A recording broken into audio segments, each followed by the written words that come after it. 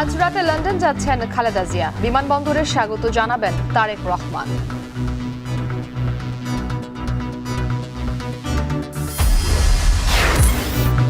জুলাই বিপ্লবের ঘোষণাপত্র নিয়ে অন্ধকারে রাজনৈতিক দল, বেশ কিছু ইস্যুতে দ্বিমত। সংবিধান রাখা না রাখা বা তার সংশোধনী বিষয়ে তারা এ ব্যাপারে কার্যকর ভূমিকা নেবে। ছাত্রদের দ্বারা কার্যকর হবে এমন কোনো বিষয় এটি নয়। অফিসিয়ালি সরকার অথবা ছাত্রদের পক্ষ থেকে ফর্মালি আমাদের সাথে মত বিনিময়, এটা নিয়ে আলাপ আলোচনা, ডিসকাশনটা আলটিমেটলি কিন্তু হয় নাই। রাজধানী সহ দেশের বিভিন্ন স্থানে কম্পন অনুভূত। নেপালের 7.1 মাত্রার ভূমিকম্প।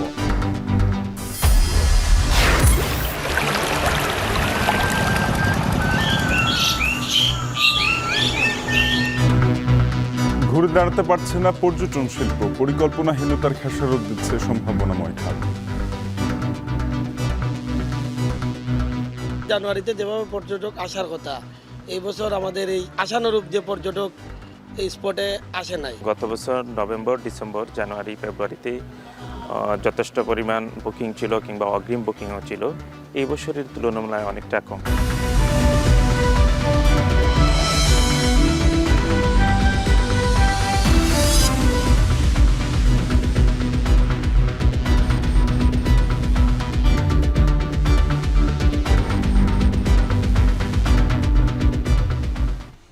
স্বাগত এখন বাজারে। পুরো আয়োজনে আপনাদের সাথে আছি আমি ইসরাত মুক্তি এবং আমি তানজিম শাফিন। ভূমিকম্পে কেঁপে উঠল বাংলাদেশ। সকাল 7:05 রাজধানী সহ সারা দেশে এই ভূকম্পন অনুভূত হয়। প্রাথমিকভাবে যুক্তরাষ্ট্রের জিওলজিক্যাল সার্ভে বলছে, নেপাল চীন সীমান্তে তিব্বতের কাছে ভূমিকম্প হয়েছে 7.1 মাত্রার। এর পরপরই আবার 5.1 মাত্রার ও 4.8 মাত্রার দুটি আফটার শক অনুভূত হয়। প্রথম ভূমিকম্পের পর ভারত আর বাংলাদেশে অনুভূত হয় কম্পন অনুভূত হয় ভারতের পশ্চিমবঙ্গেও। নেপালের মাউন্ট এভারেস্টের কাছে খুম্ভু অঞ্চলের বসতি লবুচে থেকে 93 কিলোমিটার দূরে ছিল ভূকম্পনের উৎপত্তিস্থল। আশপাশের এলাকায় আফটার শকের সতর্কতা জারি করা হয়েছে।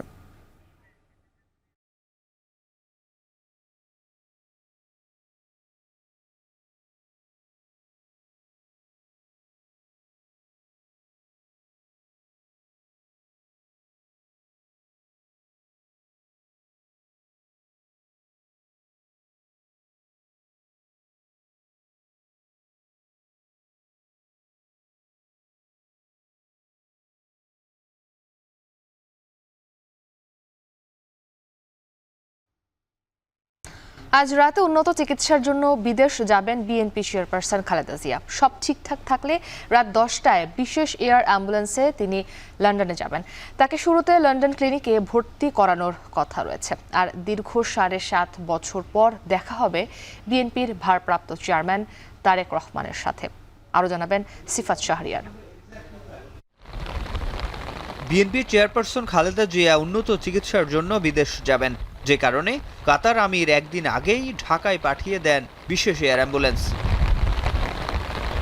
সব ঠিকঠাক থাকলে মঙ্গলবার রাত 10টায় এই এয়ার অ্যাম্বুলেন্সে করেই লন্ডনের উদ্দেশ্যে যাত্রা করবেন বেগম জিয়া।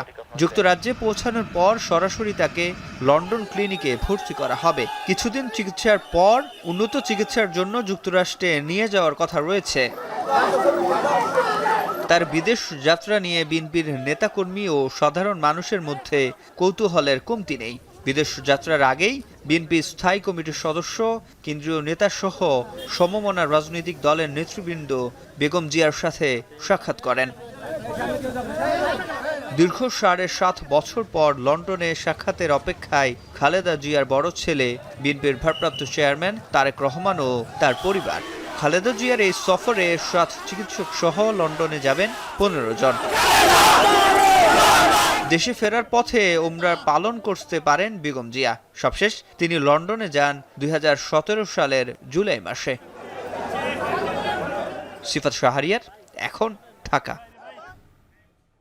অন্তর্বর্তী সরকার গণঅভ্যুত্থানের সকল পক্ষকে নিয়ে জুলাই বিপ্লবের ঘোষণাপত্র দেওয়ার কথা থাকলেও এ নিয়ে ধোঁয়াশায় রাজনৈতিক দলগুলো। বড় দুটি রাজনৈতিক দল বিএনপি ও জামায়াত বলছে, এখনও আনুষ্ঠানিকভাবে তাদের সঙ্গে যোগাযোগ করেনি অন্তর্বর্তী সরকার। ঘোষণাপত্রের কিছু বিষয় নিয়ে অস্পষ্টতা যেমন রয়েছে, তেমনি সামনে আসা বেশ কিছু বিষয় রয়েছে দ্বিমত। আরও জানাবেন জাওয়াদ মাহমুদ। সহস্রাধিক প্রাণের বিনিময়ে নতুন করে স্বপ্ন বুনছে লাল সবুজের বাংলাদেশ। ভারতীয় আধিপত্যবাদ ও স্বৈরশাসকের কবল থেকে মুক্তির মিছিলে যারা পা মিলিয়েছিল, সেই বিপ্লবীরা আবারও রাজপথে জুলাই বিপ্লবের ঘোষণাপত্র নিয়ে।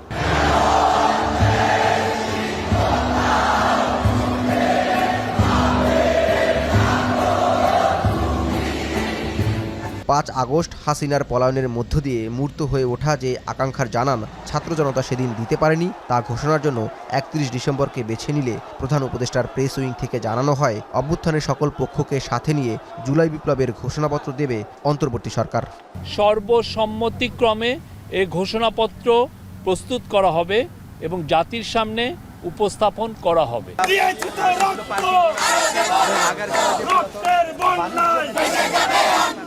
এরপরেই বৈষম্য বিরোধী ছাত্র আন্দোলনের মার্চ ফর ইউনিটি থেকে আলটিমেটাম আসে 15 দিনের মধ্যে দিতে হবে ঘোষণাপত্র। 15 জানুয়ারির মধ্যে আমাদের এই জুলাই গণঅভ্যুত্থানের ঘোষণাপত্র জারি করতে হবে। কিন্তু সপ্তাহ পার হলেও অন্তর্বর্তী সরকারের পক্ষ থেকে এখনও আনুষ্ঠানিক কোনো উদ্যোগ নেওয়া হয়নি বলে দাবি করছে দেশের অন্যতম বড় রাজনৈতিক দল বিএনপি। দলটির শীর্ষ পর্যায়ের এই নীতি নির্ধারক বলছেন, জুলাইয়ের ঘোষণাপত্র নিয়ে যেমন অস্পষ্টতা আছে, তেমনি যে দু একটি বিষয় প্রকাশ্যে এসেছে তা নিয়েও রয়েছে দ্বিমত। সংবিধান রাখা না রাখা বা তার সংশোধনী বিষয়ে তারা এ ব্যাপারে কার্যকর ভূমিকা নেবে। এটি ছাত্রদের কোনো ছাত্রদের দ্বারা কার্যকর হবে এমন কোনো বিষয় এটি নয়। যোগাযোগ বলতে যেমন বোঝা যায় মতামত চাওয়া বা সিরিয়াসলি বৈঠক করা, এমন কিছু ঘটেনি। জামায়াতে ইসলামীর সেক্রেটারি জেনারেলও জানালেন, এখনও তাদের সাথে সরকারের পক্ষ থেকে যোগাযোগ করা হয়নি। এ নিয়ে তার দলের অবস্থান জানতে চাইলে বিষয়বস্তু না জেনে মন্তব্য করতে রাজি হননি তিনি।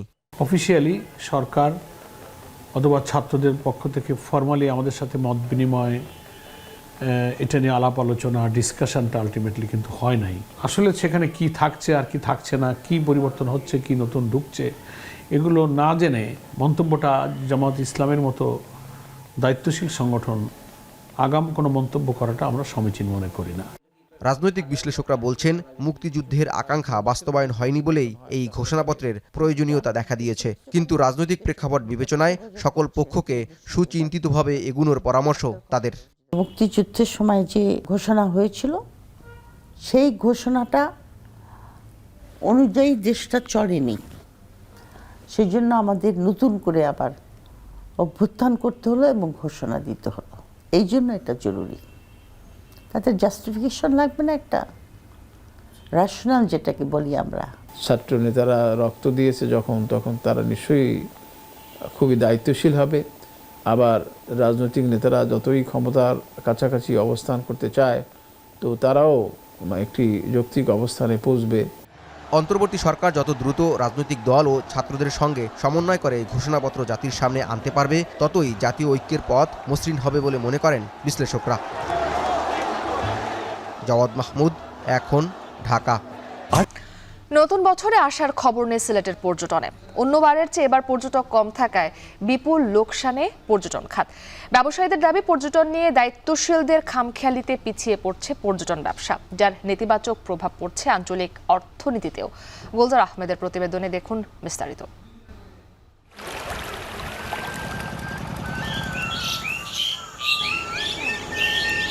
পর্যটকদের আকৃষ্ট করতে যেসব উপাদান দরকার তার সবই আছে সিলেটে।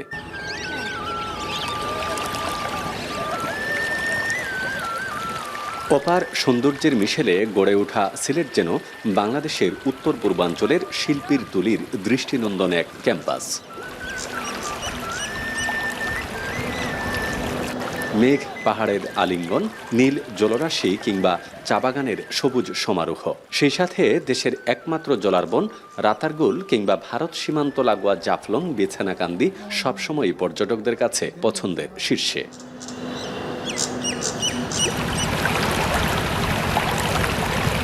কিন্তু বিগত সময়ের অব্যবস্থাপনায় ধারাবাহিকভাবে পর্যটক কমেছে সিলেটে। এবারও তার ব্যতিক্রম নয়, যার ফলে পর্যটন ব্যবসা নিয়ে শঙ্কায় ব্যবসায়ীরা। সিলেট জেলার জাফলং, বিছানাকান্দি, সাদাপাথর এলাকায় পর্যটন নির্ভর ব্যবসায়ী আছেন অন্তত ৫,০০০। ভরা মৌসুমে পর্যটক আশানুরূপ না হওয়ায় তাদের বেচাবিক্রিতেও পড়েছে ভাটা। ডিসেম্বর জানুয়ারিতে যেভাবে পর্যটক আসার কথা, এই বছর আমাদের এই আশানুরূপ যে পর্যটক এই স্পটে আসে নাই। বর্তমানে ভাই ব্যবসার অবস্থিতি পরিস্থিতি খুব খারাপ, পর্যটক একদম কম আসতেছে। শনি দুদিন বেশি থাকে পর্যটক, এই তো কদিন থেকে এই মাস থেকে দেখা যায় পর্যটক খুবই কম। সিলেটের সাদাপাথর হোটেল অ্যান্ড রিসোর্টের ব্যবস্থাপক জুয়েল মিয়া বলছিলেন, ৩ বছরে তার হোটেলে পর্যটকদের যে উপস্থিতি থাকতো এবার সে হার কমেছে ৩০%-এরও বেশি। ছুটির দিনেও খালি থাকছে হোটেলের কক্ষ। গত বছর নভেম্বর, ডিসেম্বর, জানুয়ারি, ফেব্রুয়ারিতে যথেষ্ট পরিমাণ বুকিং ছিল কিংবা অগ্রিম বুকিংও ছিল। এই বছরের তুলনায় অনেকটা কম। মূলত পর্যটকের উপর নির্ভর করে চলা, সেক্ষেত্রে আর্থিক অনেকটা সমস্যার সম্মুখীন হতে হয়। ব্যবসায়ীরা বলছেন, কয়েক মাস ধরে পর্যটক কম থাকায় প্রতিনিয়তই আর্থিক ক্ষতির সম্মুখীন হতে হচ্ছে। এতে ব্যবসা টিকিয়ে রাখতে হিমশিম অবস্থা ব্যবসায়ীদের। পর্যটন তো ছোট একটি ব্যাপার না, বিশাল একটি বড় ব্যাপার। প্রত্যেকটি খাতে আমার মনে হয় যে এই আগামী যে 2টি মাস আমরা খুব একটা আলোর মুখ দেখছি না। পর্যটন যে মন্ত্রণালয়, এটাকে বিমানের সাথে ইনক্লুড করাতে পর্যটন শিল্পকে তারা এগোতে পারছে না, পাশাপাশি বিমানকেও এগোতে পারছে না। এটা আমার মনে হয়, আমি আগেও বলেছি যে পর্যটন শিল্পটাকে, পর্যটন মন্ত্রণালয়কে আলাদা করা উচিত। যোগাযোগ অবকাঠামোর উন্নয়ন সহ পর্যটন নিয়ে কোনো বিশেষ পরিকল্পনা না থাকায় প্রতিনিয়তই কমছে সিলেটের জৌলুস। এতে সিলেট অঞ্চলে পর্যটন ব্যবসায় দেশি বিদেশি হাজার কোটি টাকার বিনিয়োগ নিয়ে চিন্তিত তারা। যে পরিমাণ পর্যটক আসার কথা, সেই পরিমাণ পর্যটক না আসাতে আমরা মনে করতেছি যে ইনভেস্টও মানুষ বিমুখ হয়ে যাচ্ছে। তো পাশাপাশি যদি পর্যটন শিল্পের বিকাশ ঘটাতে হয়, তাহলে পর্যটন মন্ত্রণালয়ের যে কিছু কিছু কাজ আছে এগুলাকে আরও গতিশীল করতে হবে। সিলেটে যদি পর্যটকরা না আসে, তাইলে এই ইন্ডাস্ট্রিগুলো কীভাবে বাঁচতে হলে তাদেরকে পর্যটক আনতে হবে। পর্যটককে আকৃষ্ট করতে হলে প্রথম 2টা জিনিস লাগবে। একটা হইল অবকাঠামোগত উন্নয়ন, আর একটা হইল তার সিকিউরিটির ব্যবস্থা করা। বিগত 1 দশকে সিলেটের পর্যটন নিয়ে নানান পরিকল্পনা হয়েছে, কিন্তু পরিকল্পনা কিংবা মহাপরিকল্পনা তার কোনো কিছুই এখন পর্যন্ত বাস্তবায়ন হয়নি। তাই পর্যটন সংশ্লিষ্ট ব্যবসায়ীদের মতামত শুধুমাত্র পরিকল্পনার মধ্যেই সীমাবদ্ধ থেকে নয়, বরং অবকাঠামোগত উন্নয়ন সহ সিলেটকে জাতীয় এবং আন্তর্জাতিক পর্যায়ের পর্যটকদের কাছে পরিচিত করে তুলতে পারলে এই অঞ্চলে পর্যটন ব্যবসায় আমূল পরিবর্তন আসবে। গুলজার আহমেদ, এখন ভোলাগঞ্জ, সিলেট। আবাসন সংকটের কারণে পিছিয়ে নেত্রকোনার পর্যটন খাত। সরকারিভাবে কোটি কোটি টাকা খরচে একটি পর্যটন কেন্দ্র নির্মাণ হলেও তা যেন এখন গলার কাঁটা হয়ে দাঁড়িয়েছে। স্থানীয়রা বলছেন, পর্যটন এলাকা বাদ দিয়ে জনশূন্য হাওরে পর্যটন কেন্দ্রিক উন্নয়ন সুফল আনবে না। আর কেন্দ্রটির দায়িত্বরতরা বলছেন, ঋণ নিয়ে কোনো রকমে প্রতিষ্ঠানটির কার্যক্রম চালিয়ে যাচ্ছেন তারা। সহকর্মী রিফাত আহমেদ রাসেলের তথ্য ছবি নিয়ে প্রতিবেদন। পাহাড়, নদী আর হাওড়ের জেলা নেত্রকোনা। এখানকার সাদামাটির পাহাড় আর স্বচ্ছ পানির নদী সুমেশ্বরীর পরিচিতি দেশব্যাপী। নেত্রকোনার যোগাযোগ ব্যবস্থা কিছুটা উন্নতি হলেও আবাসন সুবিধার অভাব ভোগাচ্ছে পর্যটকদের। সে কথা মাথায় রেখে পর্যটন কর্পোরেশন একটি ভবন নির্মাণ করলেও তা থেকে সুবিধা পাচ্ছেন না পর্যটকরা। 2 তলা ভবনটিতে একটি ভিআইপি সহ মোট 7টি কক্ষ, রেস্তোরাঁ, পুকুর, কার পার্কিং সহ রয়েছে নানা সুবিধা। এত কিছুর পরও গত 1 বছরে এর 7টি কক্ষ ভাড়া হয়েছে মাত্র 68 বার। নেত্রকোনা 4 আসনের সাবেক এমপি ও সাবেক প্রধান বিচারপতি ওবায়দুল হাসানের ছোট ভাই সাজ্জাতুল হাসানের গ্রামের বাড়ি আদর্শনগরে তৈরি করা হয়েছে পর্যটন কেন্দ্রটি, যেখানে বর্ষাকালে হাওরের পানি দেখতে গুটি কয়েক পর্যটক এলেও সারা বছরই থাকে জনমানব শূন্য। ফলে উদ্বোধনের পর থেকেই লোকসানের বোঝা মাথায় নিয়ে চলছে প্রতিষ্ঠানটি। পর্যটন এলাকা বাদ দিয়ে জনশূন্য হাওরে নির্মিত কোটি টাকার এই ভবনকে পুরোপুরি অপরিকল্পিত উন্নয়ন বলছেন স্থানীয়রা।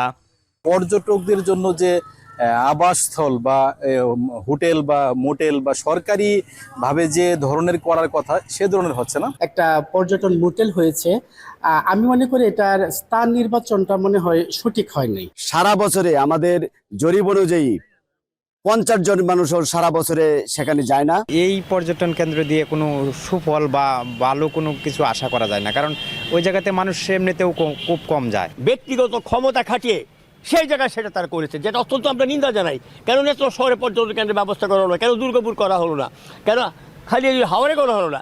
ওইখানে তো ব্যক্তির তুষ্টির জন্য সেখানে পর্যটন কেন্দ্রটা করা হয়েছে, কেউ তো এখানে যায় না।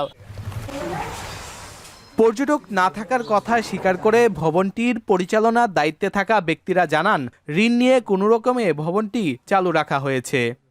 2-3বার মাইক মারছি, লিফলেট ছাড়ছি, বিভিন্নভাবে আমরা চেষ্টা করতেছি, কিন্তু আসানোর তো সেইভাবে লোকজন আসতেছে না, গেস্ট পর্যটক আসতেছে কম, হেড অফিস থেকে টাকা পয়সা পাই আর কি। এই মিলাইয়া বেতন ভাতা অন্যান্য খরচ আমাদের চলে আর কি, এইভাবে চালাইতেছি। জেলার সীমান্তবর্তী 2 উপজেলা দুর্গাপুর ও কলমাকান্দায় প্রতি বছর শীত মৌসুমে হাজারো পর্যটকের সমাগম ঘটে। রিফাত আহমেদ রাসেল, এখন নেত্রকোনা। কমছে তাপমাত্রা, বাড়ছে শীত। কনকনে শীতের সাথে যোগ হয়ে জনজীবনে দুর্ভোগ বাড়াচ্ছে হিমেল হাওয়া। এতে বেশি কষ্টে পড়েছেন নিম্ন আয়ের মানুষ। অনেকেই আগুন জ্বালিয়ে শীত নিবারণের চেষ্টা করছেন। এ নিয়ে আলোচনাতে চুয়াডাঙ্গা থেকে আমাদের সঙ্গে যুক্ত আছেন অনেক চক্রবর্তী, এছাড়াও পঞ্চগড় থেকে যুক্ত আছেন লুৎফর রহমান। তবে শুরুতে আমরা চুয়াডাঙ্গার খবরাখবর জানবো। অনেক শীতের তীব্রতা আজকে কেমন অনুভূত হচ্ছে সেখানে জানাবেন। একই সঙ্গে চুয়াডাঙ্গায় আজকের তাপমাত্রা কত ডিগ্রি রেকর্ড করা হয়েছে?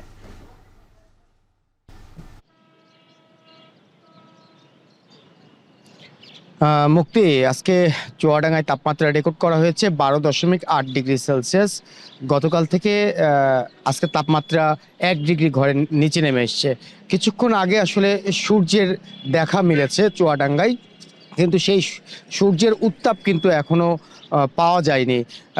এছাড়া ভোরে কিন্তু আসলে আধা ঘন্টার যাবৎ হচ্ছে ঘন কুয়াশায় ঢাকা পড়েছিল চুয়াডাঙ্গা শহর। তারপর কুয়াশা কেটে যায়, এর পরপরই আসলে সাধারণ মানুষ আসলে সড়কে বের হয়। কিন্তু যে দুর্ভোগ, বিশেষ করে নিম্ন আয়ের মানুষ কিন্তু চরম আকারে দুর্ভোগে আছে। বিশেষ করে আমি দেখেছি যে যারা দিনমজুর খেটে খাওয়া মানুষ আছে তারা কিন্তু আসলে সড়কে বের হওয়ার পর আসলে কাজ না পেয়ে আসলে বাসায় ফিরে গেছে। যারা অতি প্রয়োজনে আসলে ঘর থেকে বের হয়েছে তারা আসলে খড়কুটোর সাথে আগুন জ্বালিয়ে শীত নিবারণের চেষ্টা করছে সড়কের পাশে। পাশাপাশি বাজারঘাটেও কিন্তু আজকে মানুষের উপস্থিতি খুব একটা নেই বললেই চলে। শুধু আজই নয়, টানা কয়েকদিন আসলে এই শীত বাড়ায় সাধারণ মানুষের উপস্থিতি কিন্তু সড়কে কম। এছাড়া ভোর এবং সকালে নয়, সন্ধ্যার পরেও মানুষজনের উপস্থিতি কম। সন্ধ্যার পরে যারা কাজের সন্ধানে বাইরে বের হচ্ছে তারা অতি দ্রুত কাজ শেষ করে বাসায় ফিরে যাচ্ছে। পাশাপাশি একটা বিষয় জানিয়ে রাখি যে জেলা প্রশাসনের পক্ষ থেকে 4 উপজেলায় এখন পর্যন্ত 10,000 কম্বল বিতরণ করা হয়েছে, যেই কম্বল শীতার্তদের জন্য খুবই সামান্য। জেলা প্রশাসকের সাথে আমার কথা হয়েছিল, জেলা প্রশাসক বলছে যে অতি দ্রুত আসলে এই ইতিমধ্যে চাহিদাপত্র পাঠানো হয়েছে। চাহিদাপত্র অনুযায়ী যদি শীত বস্ত্র এবং শীতার্তদের জন্য কম্বল আসে, সেই কম্বলগুলো বিতরণ করা হবে। পাশাপাশি যে সরকারি বাদেও আমি দেখেছি যে বিভিন্ন সংগঠনের পক্ষ থেকে শীতার্তদের মাঝে কম্বল বিতরণ করা হচ্ছে। একটা বিষয় জানিয়ে রাখি যে এই শীতে সবথেকে দুর্ভোগে আছে যারা সড়কের পাশে এবং রেল স্টেশনের ধারে, লাইনের ধারে আসলে নিম্ন আয়ের মানুষেরা যারা আছে তারা কিন্তু চরম আকারে এক প্রকার দুর্ভোগে আছে। তাছাড়া এই শীত বাড়ায় শীতজনিত রোগের প্রকোপ বেড়েছে। হাসপাতাল, স্বাস্থ্য কমপ্লেক্স, ক্লিনিকগুলোতেও আসলে শীতের প্রকোপ বেড়েছে। আবহাওয়া অফিস বলছে যে তাপমাত্রা এমনই থাকবে, জানুয়ারি মাসের মাঝামাঝি সময়ে তাপমাত্রা আরও নেমে যাবে। সেই সময় কিন্তু শীতের পরিস্থিতি আরও খারাপ হবে চুয়াডাঙ্গায়। তো শীত পরিস্থিতি নিয়ে মুক্তি, আমার কাছে এই ছিল সবশেষ। চুয়াডাঙ্গা থেকে এবার আমরা পঞ্চগড়ের একটু খবরাখবর জানতে চাই। লুৎফর, পঞ্চগড়ের আজকের তাপমাত্রা কত ডিগ্রি সেলসিয়াস রেকর্ড করা হয়েছে জানাবেন। সেখানে শীতের তীব্রতা কেমন অনুভূত হচ্ছে, এবং এই তীব্র শীতে তো বেশি ভোগান্তিতে আছে নিম্ন আয়ের মানুষ, কি বলছেন তারা?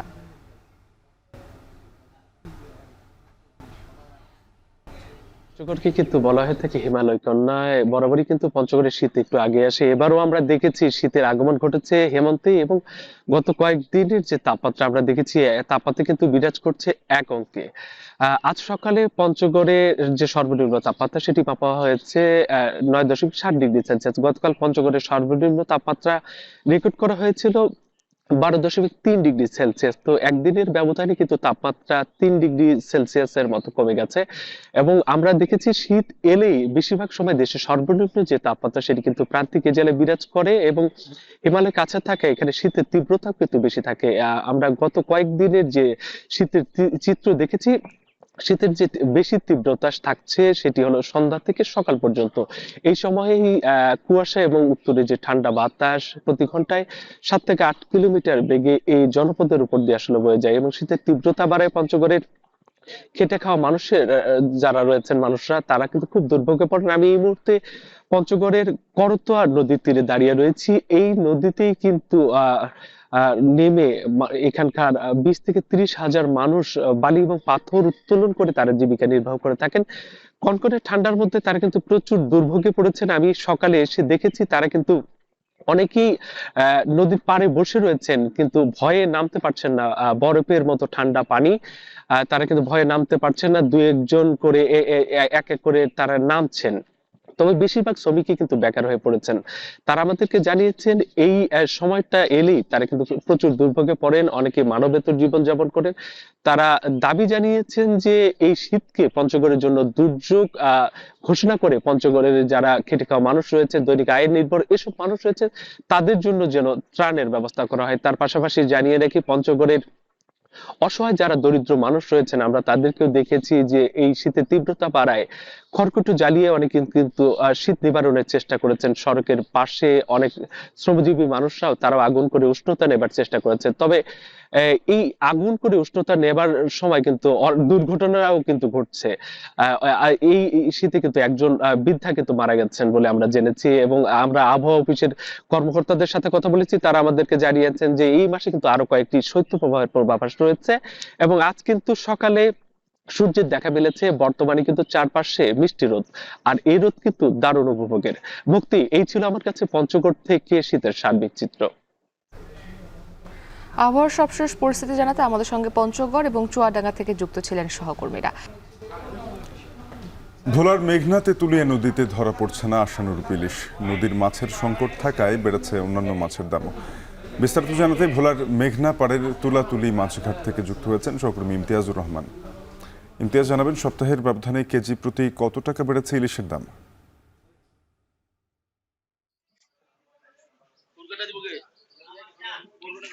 শাফিন, আমি রয়েছে ভোলার সদর উপজেলা তুলাতুলি মাছঘাটে। এখানে মেঘনা নদীতে যে সকল জেলেরা গিয়েছিল তারা তাদের জালে আহরিত যে মাছ তা নিয়ে ঘাটে এসেছে, বিক্রি করতে শুরু করেছে। কিন্তু এই ঘাটে আসার পর আমি যতটুকু লক্ষ্য করেছি, বিশেষ করে ভোলার মেঘনা তেঁতুলিয়া নদীতে আগের মতো সেই ইলিশের দেখা তারা পাচ্ছে না। যাও ইলিশ মাছ পাচ্ছে তাও আকারে অনেকাংশে ছোট ঝাটকা ইলিশ, জেলেদের ভাষায় বলা হয়ে থাকে। সেই ঝাটকা ইলিশ তারা বিক্রি করছেন বলেও কিন্তু আমরা ঘাটে দেখেছি। প্রতি যে হালি ঝাটকা ইলিশ বিক্রি হচ্ছে 180 থেকে 200 টাকা হালি বিক্রি হওয়ার কথাও কিন্তু আমরা দেখেছি। অপরদিকে যেই 1 কেজি ওজনের ইলিশ মাছ তার অনেকাংশ সংকট রয়েছে। মাঝে মাঝে কিছু সংখ্যক ইলিশ মাছ পেলেও কিন্তু তা কেজি কিন্তু বিক্রি হচ্ছে 2400 থেকে 2500 টাকা কেজি ধরে। এই গত সপ্তাহে কিন্তু এই 1 কেজি ইলিশের কেজি ছিল প্রায় 1800 থেকে 2000 টাকা কেজি, কিন্তু সপ্তাহ ব্যবধানে প্রায় 400 থেকে 500 টাকার মধ্যে বৃদ্ধি হওয়ার কথাও কিন্তু আমরা দেখতে পেয়েছি। এই ভোলার এই মাছঘাট গুলোতে শুধু ইলিশ মাছের সংকট নয়, নদীর মাছেরও কিন্তু অনেকাংশে সংকট রয়েছে। এই সময়টাতে শীতের মৌসুম, এই সময়তে পর্যাপ্ত পোয়া মাছ পাওয়ার কথা থাকলেও কিন্তু এখন ঘাটগুলোতে নদীতে কিন্তু অনেকাংশে পোয়া সহ নদীর মাছের সংকট থাকার কথাও কিন্তু জেলেরা জানিয়েছে। নদীর মাছ সহ ইলিশের সংকট থাকায় কিন্তু চাষের মাছের উপরে অনেকাংশে প্রভাব পড়েছে। ভোলার যেই খুচরা মাছ বাজার রয়েছে, পাইকারি মাছ বাজার রয়েছে, প্রতিটি মাছ বাজারেই কিন্তু চাষের মাছের দাম কিন্তু কেজি প্রতি 30 থেকে 50 টাকার মধ্যে বৃদ্ধি পাওয়ার হওয়ার কথাও কিন্তু আমরা দেখতে পেয়েছি। যখনই নদীর মাছের সংকট, চাষের মাছের দাম বৃদ্ধি, এতে করে নিম্নবিত্ত এবং মধ্যবিত্ত দের কিন্তু একটা প্রভাব পড়ে যাচ্ছে। তারা কিন্তু একরকম হিমশিম খেয়ে যাচ্ছেন বলেও কিন্তু তারা জানিয়েছেন। আমি এখন রয়েছে যেই তুলাতুলি মাছঘাটে, এখানে ব্যবসায়ীদের সাথে কথা বলেছিলাম, জেলেদের সাথে কথা বলেছিলাম। ব্যবসায়ীরা জানিয়েছে যে এই মৌসুমটাতে তারা একরকম ধার দেনা জর্জরিত হয়ে রয়েছিলেন।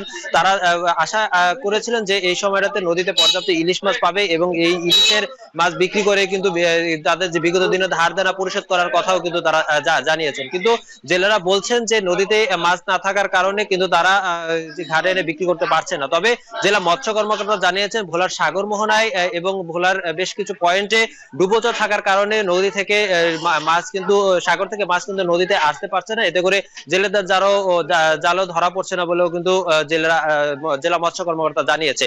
অপরদিকে জেলেরা কিন্তু বলছেন যে ভোলার যে সকল ডুবোচর রয়েছে সেখানে অবৈধ পায়জাল, মশারি জাল, বিন্দি জাল দিয়ে কিছু মাছের রেণুগুলো ধ্বংস করার কারণে কিন্তু এই সময়টাতে জেলেদের জালে পর্যাপ্ত ইলিশ নদীর মাছের দেখা পাচ্ছে না বলে কিন্তু জেলা বলছেন। তো এই ছিল আমার কাছে ভোলার তুলাতুলি মাছঘাট থেকে ইলিশের দরদাম সহ নদীর মাছের সরবরাহের সর্বশেষ তথ্য। শাফিন। সহকর্মী ইমতিয়াজুর রহমান জানাচ্ছিলেন ইলিশ সহ অন্যান্য মাছের সরবরাহ দরদাম নিয়ে। বিএসএফের গুলিতে কিশোরী ফেলানী হত্যার আজ 14 বছর। ভারতের বিএসএফের কোর্টে অভিযুক্ত সদস্য অমিয় ঘোষকে বেকসুর খালাস দেওয়া হয়। এ রায়ের বিরুদ্ধে 9 বছর আগে দেশটির সুপ্রিম কোর্টে রিট হলেও শুনানি হয়নি আজও। জানা গেছে শুনানির জন্য আজ তারিখ নির্ধারণ করা হয়েছে। এক যুগের বেশি সময় পার হলেও বিচারের আশায় রয়েছে তার পরিবার। মমিনুল ইসলাম মঞ্জুর তথ্য ছবি নিয়ে প্রতিবেদন। 7 জানুয়ারি ফেলানীকে গুলি করে হত্যা করে বিএসএফ। এরপর কাটাতারে কয়েক ঘন্টা ঝুলে থাকে বিশ্ব মানবতা। ভারতীয় সীমান্তরক্ষী বাহিনীর নিষ্ঠুর এই ঘটনায় সমালোচনার ঝড় ওঠে দেশে বিদেশে। মূলত অনন্তপুর সীমান্তে কাটাতার পার হয়ে ভারত থেকে দেশে ফেরার সময় 14 বছর বয়সী কিশোরী ফেলানীকে পাখির মতো গুলি করে হত্যা করে বিএসএফ সদস্য অমিয় ঘোষ। এরপর প্রায় 5 ঘন্টা মরদেহ ঝুলে থাকে কাটাতারে। পরে নানান প্রক্রিয়া শেষে বিএসএফ ফেলানীর মরদেহ হস্তান্তর করে বিজিবির কাছে। মৃত্যুর 30 ঘন্টা পর ফেলানীর মরদেহ দাফন করা হয় পৈতৃক ভিটায়। এরপর পেরিয়ে গেছে 14 বছর, কিন্তু বিচার পায়নি তার পরিবার। আজ পর্যন্ত আমি বিচার পাইনি। সুপ্রিম কোর্টে, ভারতের সুপ্রিম কোর্টে বিচারটা ঝুলে আছে। আজ ঝুলে না থাকে, আমি এর বিচারটা সুস্থ বিচার পাই। অমিয় ঘোষের একটা সর্বোচ্চ শাস্তি হোক, আমি এটাই চাই। বিএসএফের জেনারেল সিকিউরিটি ফোর্স কোর্টে বাদী, আসামি ও বিচারক 3 জনই ছিল বিএসএফের। সেখানে অভিযুক্ত বিএসএফ সদস্য খালাস পান। তবে ভারতের উচ্চ আদালতে ন্যায় বিচারের আশা স্বজনদের। বাদী বিএসএফ এবং বিএসএফের আদালতেই এবং বিএসএফ ছিল বিচারক, ফলেই এটি ন্যায্য বিচার পাওয়া যায়নি এবং পাওয়া সম্ভব না। মানবাধিকার কর্মীরা বলছেন ভারতের সুপ্রিম কোর্টে রিটটির নিষ্পত্তি হওয়া জরুরি। সঠিক বিচারের মাধ্যমে সীমান্ত ব্যবস্থাপনায় ঘটবে ইতিবাচক পরিবর্তন। এই মামলার যদি রায় ভারতীয় সুপ্রিম কোর্ট যদি একটা সুনির্দিষ্ট নির্দেশনা দেয়, সে রায়টি সুষ্ঠু বিচার হয়, তাহলে এই যে হত্যাকাণ্ড, সীমান্ত হত্যাকাণ্ডে বিএসএফ যে ভূমিকা পালন করতেছে, এখানে তারা একটা সুনির্দিষ্ট নির্দেশনা পাবে এবং এই হত্যাকাণ্ড সেটা প্রশ্নবিদ্ধ হবে বলে আমি মনে করছি। বিএসএফের কোর্টে প্রথম দফায় রায় হয় 2013 সালের 6 সেপ্টেম্বর। পরে 2015 সালের 2 জুলাই পুনর্বিচারের রায়ে অভিযুক্ত বিএসএফ সদস্য অমিয় ঘোষ খালাস পায়। এই রায় প্রত্যাখ্যান করে একই বছরের আগস্টে কলকাতার মানবাধিকার সংগঠন, বাংলার মানবাধিকার সুরক্ষা মঞ্চ এবং ফেলানীর বাবা যৌথভাবে রিট দায়ের করেন। এরপর তারিখের পর তারিখ পিছিয়ে গেলেও হয়নি শুনানি। এখন কুড়িগ্রাম। হাওরের পানি নামায় তীব্র শীত উপেক্ষা করে শুরু হয়েছে বোরোর আবাদ। ইতিমধ্যে সুনামগঞ্জের 137টি হাওরে মাঠ প্রস্তুত ও বোরো চারা রোপণে ব্যস্ত প্রায় 10 লাখ কৃষক। আবহাওয়া অনুকূলে থাকলে চলতি বছর 4.5 কোটি টাকার ধান ঘরে তোলার আশা তাদের। লিপসন আহমেদের প্রতিবেদনে বিস্তারিত। পৌষের হিমেল হাওয়ার মাঝেই সুনামগঞ্জে বোরো চারা রোপণে ব্যস্ততা কৃষকের। পৌষ মাঘ 2 মাস বোরোর চারা রোপণে দিনভর চলে কর্মযজ্ঞ। মৌসুম চলায় কেউ বীজ রোপণের জন্য জমি প্রস্তুত করছেন, কেউ বা প্রস্তুত করা জমিতে চারা রোপণ করছেন।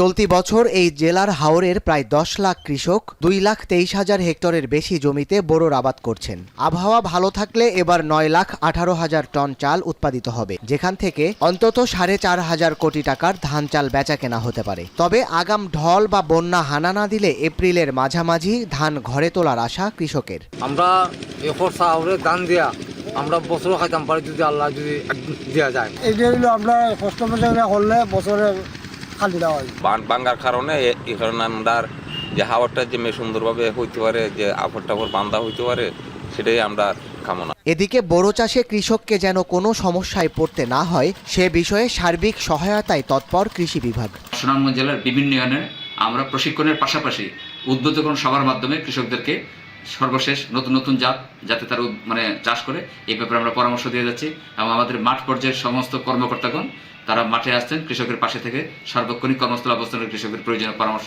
দিয়ে যাচ্ছেন। গেল বছরের কয়েক দফা বন্যায় সুনামগঞ্জের কৃষি খাতে প্রায় 45 কোটি টাকার ক্ষতি হয়। তবে চলতি মৌসুমে ফসল রক্ষায় দ্রুত বাঁধ নির্মাণ কাজ শেষ করার দাবি কৃষকদের। এখন সুনামগঞ্জ। প্রায় হারিয়ে যেতে বসা গ্রামীণ খেলাধুলায় মেতেছেন পঞ্চগড়ের বাসিন্দারা। মাঠ ভরা দর্শকের উল্লাস আর খেলোয়াড়দের নৈপুণ্য মুগ্ধ করেছে সবাইকে। পৌষের মিষ্টি রোদে তাই জমে ওঠে খেলার মাঠ। লুৎফর রহমানের তথ্য ছবিতে বিস্তারিত। একদল আরেক দলের হাত ফসকে পালানোর এই খেলার নাম পাখি। ডাকটানা ঘরে দাঁড়িয়ে প্রতিপক্ষকে আটকানোর লড়াই এটি। আধুনিকতার ছোঁয়ায় হারিয়ে যেতে বসা গ্রামীণ খেলাধুলা চলছে পঞ্চগড়ে। গ্রামীণ খেলাধুলাকে নতুন প্রজন্মের কাছে তুলে ধরতেই এই উদ্যোগ বলে জানিয়েছে জেলা প্রশাসন। প্রতিটি উপজেলায় গ্রামীণ বিলুপ্তপ্রায় খেলাধুলার আয়োজন করা হচ্ছে। পাখি, হাডুডু, বৌছি, রশিটান, ডাঙ্গুলি, তৈলাক্ত কলাগাছে চড়া ও লাঠি খেলার মতো এক সময়ের জনপ্রিয় খেলার দেখা মিলছে আয়োজনে। হাডুডু খেলাইছি, গোল্লাদৌড় খেলাইছি, ফুটবল খেলাইছি, এগুলা খেলা নষ্ট হয়ে গেছে। আমাদের বাচ্চা কাচ্চারা এগুলা খেলা দেখে নাই, আজ বাচ্চা কাচ্চা নিয়ে এই খেলাকে দেখতে আসছি। বারবার আবেগ আপ্লুত হয়ে যাচ্ছি, নিজের অতীতে ফিরে যাচ্ছি। সত্যি অনেক ভালো লাগছে, যেটা বলে বোঝানো যায় না। পুরনো খেলা দেখতে মাঠে ভিড় করেন হাজারো দর্শক। কৌতূহল নিয়ে ছুটে আসেন শিশু থেকে শুরু করে বয়স্করা। হাততালি আর উল্লাসে খেলোয়াড়দের উৎসাহ দেন তারা। স্থানীয়রা বলছেন গ্রামীণ বাংলার এসব খেলাধুলা বিলুপ্তপ্রায়। তরুণরা আসক্ত মোবাইল গেমে। খুবই ভালো লাগতেছে, সাথে আমার মেয়েকেও নিয়ে আসছে। শহরে থেকে তাই দেখা হয় না, তবে খুবই ভালো লাগছে। আমি এই খেলাগুলো শিখে আমার সহপাঠীদের সাথে খেলবো। তৈলাক্ত কলাগাছে ওঠার প্রাণপণ চেষ্টা আর ঢাকঢোলের তালে তালে লাঠির লড়াইয়ে বিনোদন খুঁজে পায় দর্শকরা। মানুষকে আনন্দ দিতে পারায় খুশি খেলোয়াড়রাও। আর এসব খেলা যেন হারিয়ে না যায় সেই আকুতি বয়োজ্যেষ্ঠদের। এরকম উৎসাহ নেন, হাডুডু খেলান, পাখি খেলান, লাঠি খেলান, ছোট বড় চ্যানেল বড়গুলো আছেন, আপনারা এই ঐতিহ্যটাকে ধরে রাখার জন্য চেষ্টা করবেন। তারুণ্যের উৎসবের অংশ হিসেবে জেলার প্রত্যেক উপজেলায় গ্রামীণ খেলাধুলার আয়োজন করা হচ্ছে বলে জানান প্রশাসনের কর্মকর্তারা। তরুণদের মাদক ও মোবাইল আসক্তি থেকে সুস্থ বিনোদনের পথে নিয়ে আসতেই এমন আয়োজন বলে জানান তারা। গ্রামীণ খেলাধুলো যেন আমাদের পুনরুজ্জীবিত হতে পারে এবং আমাদের তরুণ সমাজ যারা এই গ্রামীণ খেলাধুলোগুলো ভুলে গেছে এবং আজকে এই যে বিভিন্ন আমাদের যে সামাজিক সমস্যা রয়েছে, মাদকাসক্তি থেকে শুরু করে মোবাইল আসক্তি, এগুলো যেন প্রতিহত আমরা করতে পারি। সুস্থ সংস্কৃতির দিকে তাদেরকে আনার জন্য আমরা প্রত্যেকটি উপজেলায় এই গ্রামীণ খেলাধুলা আয়োজন করতে চলেছি। ইতিমধ্যেই আমরা আজকে সহ 2টি উপজেলায় আমরা গ্রামীণ খেলাধুলা আয়োজন করেছি। আগামীতেও আমরা বাকি উপজেলাগুলোতে গ্রামীণ খেলাধুলার আয়োজন করব। মাঠভরা দর্শক প্রমাণ করে এখনো সমান জনপ্রিয়তা ধরে রেখেছে গ্রামীণ বাংলার খেলা। প্রজন্ম থেকে প্রজন্ম এসব খেলাকে ধরে রাখতে সরকারি উদ্যোগ চান স্থানীয়রা। রহমান, এখন পঞ্চগড়। চীন, জাপান, হংকং ও মালয়েশিয়ার পর এবার HMPVর সংক্রমণ দেখা গেছে ভারতে। সোমবার কর্ণাটক রাজ্যে 2 জন ও আহমেদাবাদে 1 জনের দেহে শনাক্ত হয়েছে হিউম্যান মেটানিউমো ভাইরাসের উপস্থিতি। যদিও বিশেষজ্ঞদের দাবি করোনার মতো প্রাণঘাতী নয় এই ভাইরাস। নাফি আরমান মামুনের প্রতিবেদন। 2019 সালের ডিসেম্বরে চীনের উহান থেকে ছড়িয়ে পড়ে করোনা ভাইরাস। 1 মাসের ব্যবধানেই যা পরিণত হয় মহামারীতে। বিশ্বজুড়ে 70 লাখের বেশি প্রাণ কেড়ে নেয়ার পর কমতে থাকে করোনার প্রকোপ। ঠিক 5 বছর বাদে চীন থেকেই ছড়িয়ে পড়ল আরেক ভাইরাস HMPV। চীন, জাপান, হংকং ও মালয়েশিয়ার পর এবার ভারতেও দেখা গেল হিউম্যান মেটানিউমো ভাইরাসের সংক্রমণ। সোমবার প্রথমবারের মতো ভারতের কর্ণাটক রাজ্যে HMPV সংক্রমিত 2 শিশুকে শনাক্ত করা হয়েছে। এক শিশুর চিকিৎসা চললেও অপরজন সুস্থ হয়ে ফিরে গেছে বাড়িতে। আহমেদাবাদে ভাইরাসে সংক্রমিত আরেক শিশুর অবস্থা স্থিতিশীল। এমন পরিস্থিতিতে 3টি রাজ্যে জারি করা হয়েছে সতর্কতা। পর্যাপ্ত ICU শয্যার পাশাপাশি রাখা হয়েছে অক্সিজেন সিলিন্ডারের ব্যবস্থা। বাড়ানো হয়েছে HMPV টেস্টিং কিট ও পরীক্ষাগারের সংখ্যা। ভারতের বিশেষজ্ঞ চিকিৎসক ও বিশ্ব স্বাস্থ্য সংস্থার প্রতিনিধিদের নিয়ে গঠন করা হয়েছে জয়েন্ট মনিটরিং টিম। প্রাণঘাতী নোভেল করোনা ভাইরাস আবিষ্কৃত হয় 2019 সালে। অন্যদিকে HMPVর উপস্থিতি 2001 সালে প্রথমবারের মতো শনাক্ত করে যুক্তরাষ্ট্রের জাতীয় স্বাস্থ্যসেবা সংস্থা CDC। 2 দশকের বেশি সময় পরেও এখনও সম্ভব হয়নি এর প্রতিষেধক আবিষ্কার। যদিও দীর্ঘ এ সময়ে মানবদেহের রোগ প্রতিরোধ ব্যবস্থা পরিবর্তিত হওয়ায় ভাইরাসটি নিয়ে উদ্বেগের কারণ নেই বলে দাবি বিশেষজ্ঞদের। COVID virus was entirely a new virus and none of us had immunity against this. But this virus has been described clearly since 2001, and in fact there are evidence that this virus has been with us way back from late 1950s. So I don't think there is any need to worry about this virus, because by the age of 10 years of age, majority of children have immunity against this particular virus. HMPV মূলত একটি শ্বাসতন্ত্রের virus, তাই এর উপসর্গগুলো অনেকটা করোনার মতো। হাঁচি, কাশি, এমনকি হাত মেলানো বা শারীরিক স্পর্শের মাধ্যমে ছড়ায় এই ভাইরাস। তাই সংক্রমণ এড়াতে করোনার মতো সতর্কতা বিধি মেনে চলার পরামর্শ চিকিৎসকদের। নাফি আরমান মনন, এখন বিশ্ব। নিজ দল ও বিরোধী দলের তোপের মুখে পড়ে কানাডার প্রধানমন্ত্রীর পদ ছাড়তে বাধ্য হলেন একসময়ের জনপ্রিয় নেতা জাস্টিন ট্রুডো। বুধবার পদত্যাগের এক দফা দাবিতে সর্বদলীয় বৈঠকের আগেই সরে দাঁড়িয়েছেন তিনি। এ অবস্থায় তৈরি হয়েছে আগাম নির্বাচনের সম্ভাবনা। 24 মার্চ পর্যন্ত স্থগিত পার্লামেন্ট অধিবেশন। কানাডা থেকে আরও জানাবেন সৈয়দ ইফতেখার। অভিবাসন ও অর্থনৈতিক নানা সিদ্ধান্তে জট পাকিয়ে অনিশ্চয়তায় ছিলেন গেল কয়েক মাস ধরেই। ঘরে বাইরে সবখানেই ছিল চাপ। অবশেষে সেই চাপের কাছেই নতি স্বীকার করে সরে দাঁড়ালেন প্রধানমন্ত্রীর পদ থেকে। একই সঙ্গে লিবারেল পার্টির প্রধানের দায়িত্ব থেকেও সরে আসতে হলো।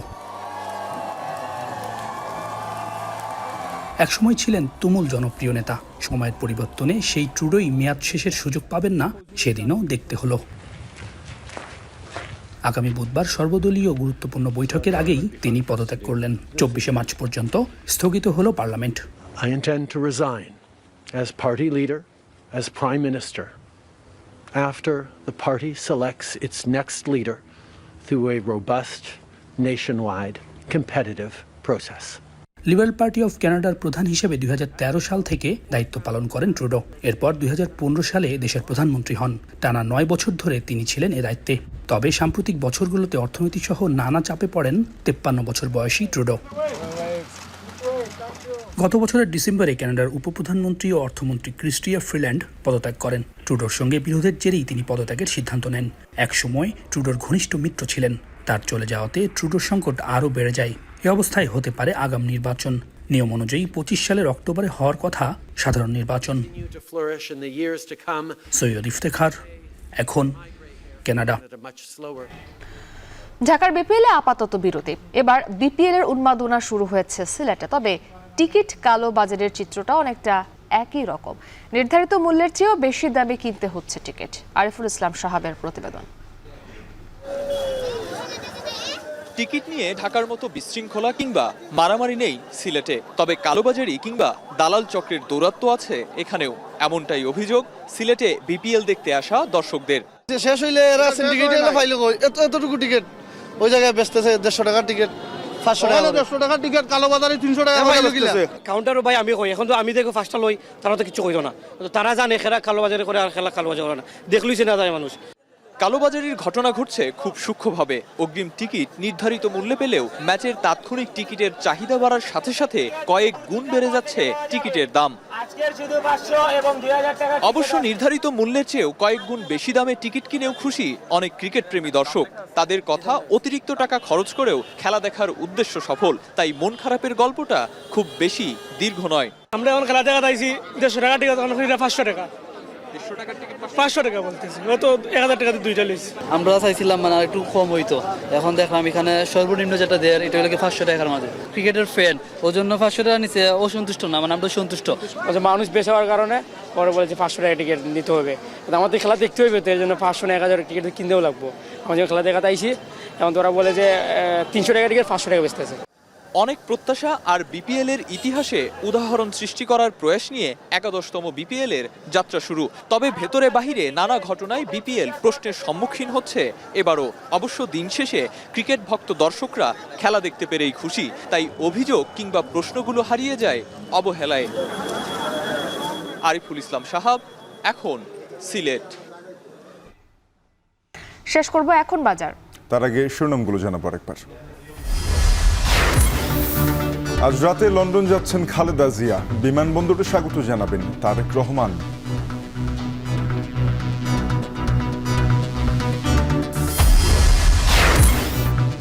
জুলাই বিপ্লবের ঘোষণাপত্র নিয়ে রাজনৈতিক দলে ধোঁয়াশা, বেশ কিছু ইস্যুতে দ্বিমত। সংবিধান রাখা না রাখা বা তার সংশোধনী বিষয়ে তারা এ ব্যাপারে কার্যকর ভূমিকা নেবে। ছাত্রদের দ্বারা কার্যকর হবে এমন কোনো বিষয় এটি নয়।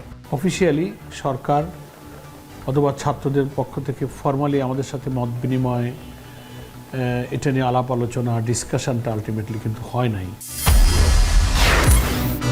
4 দিনের মাথায় ফের ভূমিকম্পে কাঁপল বাংলাদেশ, উৎপত্তিস্থল চীনের জিজাং অঞ্চল।